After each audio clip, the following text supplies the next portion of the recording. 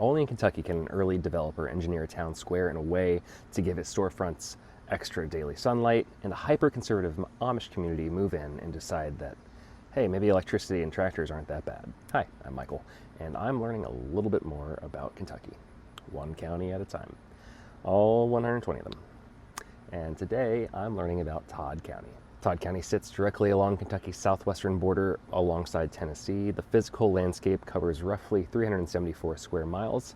This terrain rises to a high point of 966 feet at Pilot Rock. While the surface has been actively plowed and cleared for over 2 centuries, the world beneath Todd County has been occupied for millennia.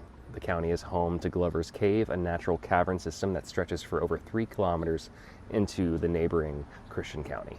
Archaeologists have confirmed that the main entrance of this cave was continuously inhabited by indigenous peoples starting 10,000 years ago, during the Woodland period, all the way up through the Mississippian era. An amateur archaeologist from Ohio named Raymond Vetson spent nearly 40 years excavating the site with permission from the local Glover family, uncovering an array of tools, weapons, and pottery that eventually filled his legendary 1957 book, The Saga of Glover's Cave. Beyond the ancient history, local folklore insists that the cave system was used centuries later by Jesse James as a tactical hideout on his way to pull off a famous bank robbery in nearby Russellville.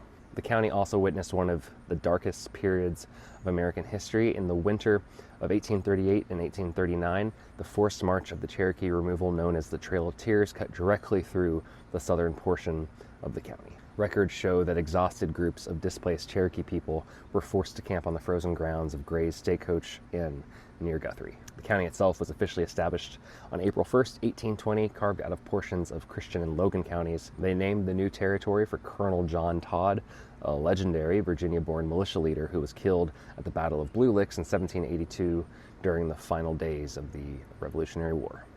To anchor the new county government, a wealthy stagecoach tycoon and entrepreneur named Major John Gray platted out a central town on his own sprawling plantation. He named it Elkton, after the herds of wild elk that used to water at a natural spring near the center of the property. Gray was an incredibly shrewd and meticulous designer, and when he laid out the public square, he intentionally built it in a trapezoid shape rather than a perfect rectangle. By engineering the southern side of the square to be wider than the northern side, he calculated that the storefronts on the east and west sides would benefit from extended direct sunlight, boosting local commerce. Gray even built a simple 2-story brick home nearby, which still stands as a monument to the town's founding era. At the center of that sunny trapezoidal square sits the old Todd County Courthouse, completed in 1836. The building's construction is a prized piece of local masonry. The head builder, Jesse Russell, reportedly got into an ego-driven boasting match with a rival brick mason over who possessed superior craftsmanship. And to settle the dispute, they each took charge of separate walls of the new courthouse, betting heavily on their own work. Well, Russell won the wager, and his flawless brickwork survived the elements and the Civil War. In 1871, the county added a towering Victorian clock tower in the Second Empire style, painting the woodwork white in later years due to a lack of maintenance funds, which inadvertently created its signature iconic look. But Todd County's real legacy lies in the heavy-hitting characters who grew up within its own historic brick walls. If you walk just a few blocks from the courthouse, you will find the Green River Female Academy, constructed in 1835. Long before the nation embraced educational equality, the academy's principal, a woman named Lucinda Hannah Dickey, openly defied fierce social conventions and regional laws by secretly teaching enslaved servants how to read and write. Decades later, the school admitted men and operated under a strict curriculum that prepared local students to attend Ivy League universities like Yale and Columbia. And one of the most famous attendees was James Clark McReynolds, who would go on to serve as a longtime Associate Justice of the United States Supreme Court. Down the road sits Edwards Hall, a residence built in 1821 by a prominent political family. The home's lineage connects directly to the executive branch. The builder's grandson, Ninian Wirt Edwards, married Elizabeth Todd, the sister of Mary Todd Lincoln. In fact, Abraham Lincoln and Mary Todd actively courted and eventually married right inside the younger Edwards' home. Edwards Hall was also the birthplace of Benjamin Helm Bristow, a Union loyalist who became the very first Solicitor General of the U.S. and later served as President Grant's Secretary of the Treasury, where he famously broke up the whiskey ring. I didn't know this, but the whiskey ring was a multi-million-dollar tax fraud scheme at the time that ran rampant during the Grant administration, in which distillers, distributors, and corrupt revenue agents colluded to siphon off federal liquor taxes. The stolen cash lined the pockets of politicians all the way up to the White House. And when Todd County native Benjamin Helm Bristow was appointed Treasury Secretary in 1874, he realized that corruption.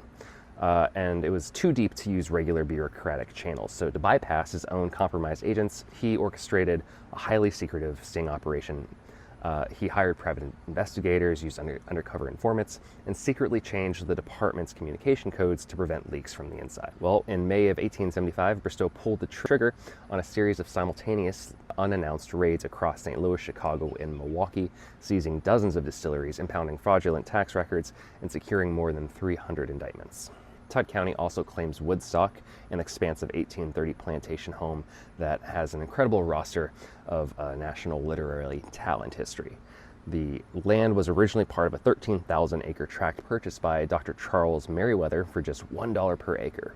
Woodstock was the birthplace and home of Elizabeth Meriwether Gilmer, who wrote under the pen name Dorothy Dix and became America's first globally syndicated advice columnist, eventually reaching an audience of 60 million international readers. Woodstock was also the home of Carolyn Ferguson Gordon, an influential Southern Renaissance novelist. The political and social divides of the county were leading up to the Civil War. While figures like Bristow fought fiercely for the Union, Todd County was simultaneously a major slave-owning territory with deep Confederate sympathies due to its large-scale tobacco and hemp plantations. In the community of Fairview, shared with Christian County, stands Bethel Baptist Church, built in 1901 on the exact patch of dirt where Jefferson Davis, the president of the Confederacy, was born in a log cabin in 1808. Davis actually purchased the land himself and deeded it to the church congregation before the original structure was struck by lightning and burned to the ground in 1900. During the war itself, Major Gray's old Stagecoach Inn down in Guthrie, Kentucky, was converted into a bustling Confederate field hospital. Following the chaos of the war, transportation networks completely reshaped the local map during the late 19th century. The city of Guthrie boomed at the intersection of the Louisville and Nashville and the Evansville, Henderson, and Nashville railroads, turning the town basically into a pretty big shipping hub. Nearby, the community of Trenton was formally incorporated, having changed its name from Lewisburg to honor Trenton, New Jersey. Even the tiny community of Allensville flourished as a major rail shipping point, eventually earning a spot in the history books by launching Kentucky's very first rural free delivery postal service in 1897. That post-war agricultural and rail boom eventually gave rise to a literal corporate war by the early 1900s, when a predatory corporate monopoly, the American Tobacco Company, drove tobacco prices so low that local farmers faced total economic ruin. In 1906, thousands of furious farmers marched on Guthrie, holding a rally to organize the Planters Protective Association. This event helped spark the Black Patch Tobacco War. We've talked about it before, but it was a violent era in which masked vigilantes known as the Night Riders rode through western Kentucky, burning corporate warehouses, whipping independent farmers who attempted to break the collective boycott, and hijacking the regional economy until the tobacco trusts were formally broken up by the courts. As the county stabilized in the mid-20th century, it began to boast remarkable architectural monuments to philanthropy, such as the Milliken Memorial Community House in Elkton.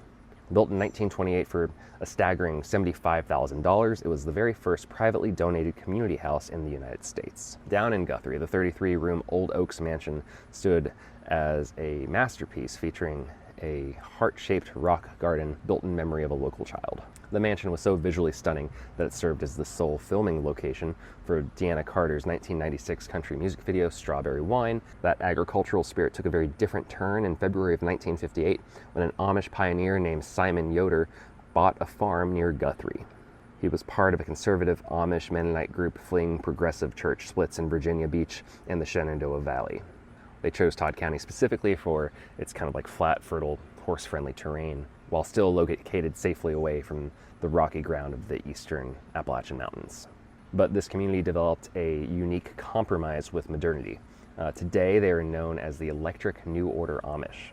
While they maintain strict traditional dress, community lifestyle, and their native language, they openly utilize electricity in their homes and drive mechanized farm tractors through the fields instead of traditional horse and buggies. Just up the road from these farmlands, you encounter some of the county's most unique crossroads. Tucked into northern Todd County along Route 181 is an intersection with one of the best names in the Commonwealth, I think, Taiwapiti.